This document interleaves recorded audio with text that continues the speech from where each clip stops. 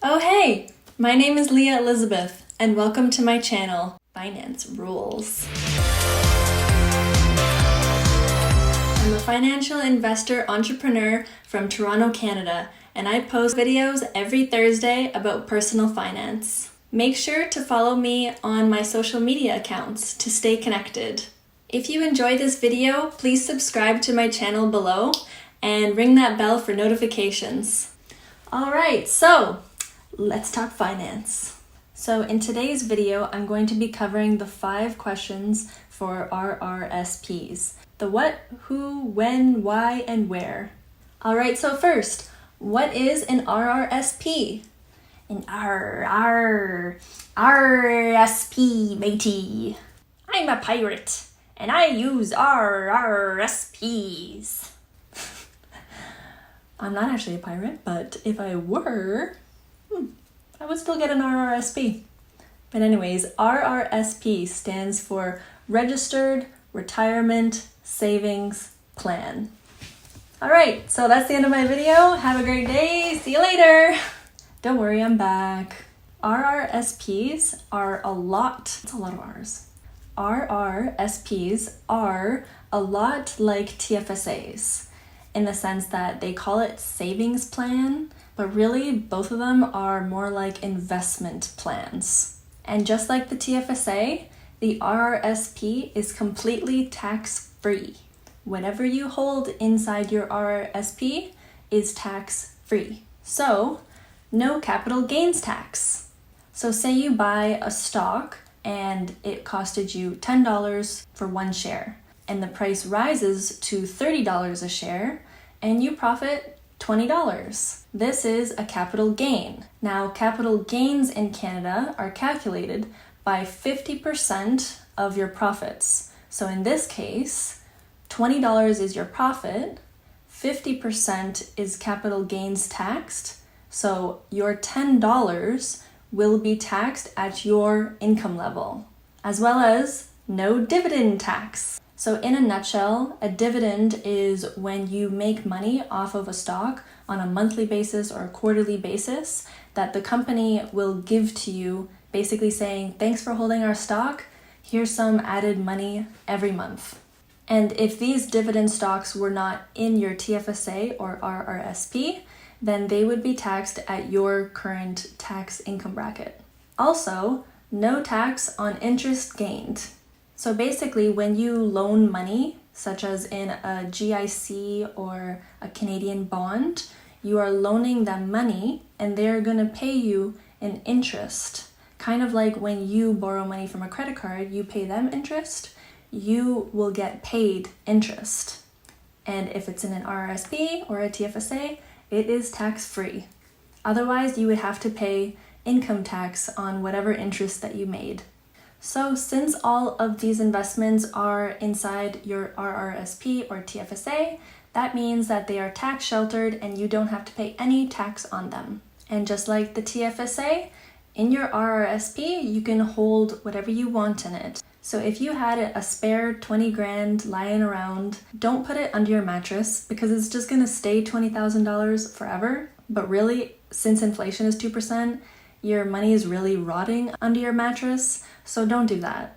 A one-up to that is if you put it into a high-yielding savings account in your RRSP, which maybe you'll get 2% if you're lucky, in which you can see in the diagram here, if you invested $20,000 in 30 years, you might end up with $36,337 if you had 2% interest. Or a way better way is to actually invest your money. So you can do that through stocks, mutual funds, ETFs, whatever have you. And say in this example, you make 5.48% annual return, then your $20,000 in 30 years will turn out to be just under $100,000.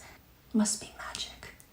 How do you go from 20,000 to almost 100,000 with just putting 20,000? This makes no sense. This is the magic of compounding. The magic of compounding means that your money is making money on money on money, again and again, exponentially. And you'll see in this example here, if you are reinvesting your returns on that initial $100,000 investment, you can earn twice as much in 30 years, as opposed to not putting back in the money that you earned. So always just make sure to just keep feeding that machine and take out as little as possible for the true magic of compounding. I can't believe I still haven't explained what an RRSP is. An RRSP is basically whatever money you contribute into your RRSP basically gets deducted from your taxable income, and most likely at the end of the year when you file your taxes, you'll most likely get a tax refund. And your taxes are deferred until later. Typically when you retire is when you pay the taxes. Okay, so say when you go to your job and you get your paycheck, they've already deducted the income tax for you and sent it to the CRA. So as you can see in this example of a paycheck, there is gross income, which is before tax, and now you can see the net income is deducting that tax. They take that tax and they send it to the CRA on your behalf. Your job does this as kind of a favor because at the end of the year, you don't want to be owing a whole bunch of money. They'd rather write from your pay stub just to make sure that you're going to be okay. So if you contribute to your RRSP, once you get that paycheck, that means that at the end of the year, you'll most likely get a tax refund. So when you contribute, you're essentially reducing your taxable income. It's a tax deductible. Basically, a contribution to your RRSP is a tax deductible. It's the same thing. So the company you work for sends CRA your taxes right from your paycheck. And let's just say that they sent the CRA too much. They charged you too much tax. Then this is why sometimes you'll get a tax refund at the end of the year, because you've paid too much in taxes that you actually were supposed to pay. And CRA calculates this at the end of the year to make sure that you're paying the proper tax amount. You may have noticed that some years the CRA will wire you some money or they'll mail you a check, and this is basically because you have overpaid in taxes and they're essentially refunding you the tax. Okay, also the opposite is true and you could be owing tax. In this case, maybe your work charged you the right amount of tax, sent it to the CRA, everything's great in that sense, but say you have rental income, or say you have side hustle income, or you have a business that earns income that you haven't been charged any tax for periodically that now you owe at the end of the year. Or say you're a real estate agent, you've made some commission, but you never paid tax on it. So this would mean that you would owe CRA the taxes owed on that income. All right, so let me just show you a basic example of how tax works and how tax refunds work in accordance with RRSP contributions. All right, so in this example, we have Joe, and he makes $40,000 a year. His federal tax rate is 15%, which is in the lowest tax bracket, by the way. So to calculate Joe's tax for the year, you multiply his income, $40,000, with his federal tax rate, 15%, which gives you $6,000 in income taxes per year that Joe pays to the CRA. Now say Joe wants to contribute $10,000 to his RRSP. He'll get a tax refund on the taxes he's paid on that $10,000. So $10,000, which is his RRSP contribution, multiplied by that tax bracket is $1,500, and that is his tax refund. Basically, when you contribute to your RRSP, you've already paid income tax on that contribution. So basically what the government does is they refund you that tax that you've already paid on it, so that it's technically your gross income that you've deposited into your RRSP, not your net income from your pay stub. And for the sake of simplicity, I won't be going over provincial tax because that just adds another layer of complexity, and I just want to keep it simple for you guys, especially in this first video where I'm talking about the basics. Okay, so another way of looking at how the RRS contribution and tax refunds looks like is you deduct the RRSP contribution from your taxable income amount. So Joe's salary, $40,000, minus $10,000, which was his RRSP contribution, is $30,000 taxable income for Joe. His federal tax rate is 15%, so his taxes that he should have only paid is $30,000, his new taxable income, multiplied by the federal tax rate, 15%, equals $4,500.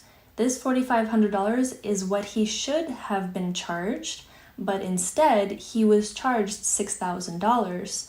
So the difference between the two is $6,000 minus $4,500 is $1,500 in tax refund. And it's growing tax-free? That's amazing! So let me get this straight here.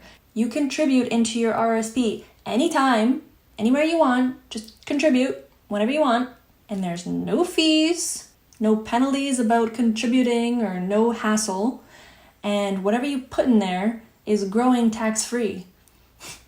That's amazing. Sounds too good to be true, don't it? Well, that's because when you withdraw, you have to pay the tax. So when you contribute, you get the tax back.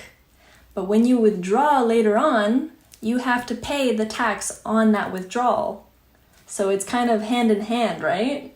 But the overall strategy here is you typically contribute when your income is at a high level, and then you withdraw when your income level is at a low level. Because the way that taxes work in Canada is the more money you make, the higher your federal tax rate will be. So the more savings you'll get in a tax refund. Because remember that percentage calculation to determine the tax refund? It's your taxable income multiplied by your federal tax rate. So the higher the federal tax rate is, the more your tax refund will be. Now, when you withdraw the money, hopefully when you retire, that's the idea about a registered retirement savings plan, you withdraw it when you retire, and typically when you retire, you don't have that much income. Your income is lower, your federal tax rate is lower, so in the end, you save. There's also a limit to how much you can contribute into your RRSP every year, and any unused amount from the previous years gets added into the next year, sort of like a TFSA. There's contribution room, any unused gets pushed till the next year. As long as you're earning income, there will be contribution room in there. If you're unsure about what your contribution limit is, you can always log in to the CRA My Account website and you will be able to determine what your contribution limit is. All right, so now I'm going to be answering the question of who can open up an RRSP?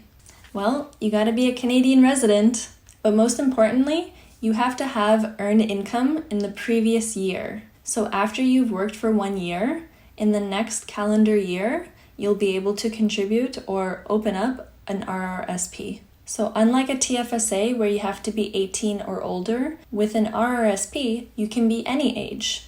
So if you're 14 and you have taxable income that you provide to the government, you can be 14 and open up an RRSP.